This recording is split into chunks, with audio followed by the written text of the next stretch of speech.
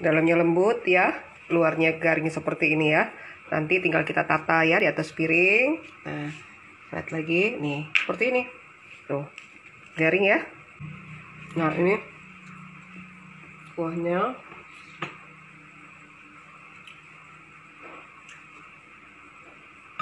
Kita siram seperti ini ya. Tuh.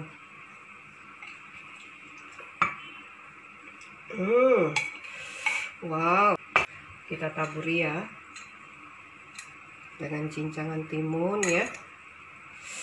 Taburin bawang gorengnya, sambal cabai rawitnya. Ini. Seperti ini. Tuh, ya. Luar biasa. Kuahnya seger sekali ya. Asam, manis, gurih, pedas. Wow,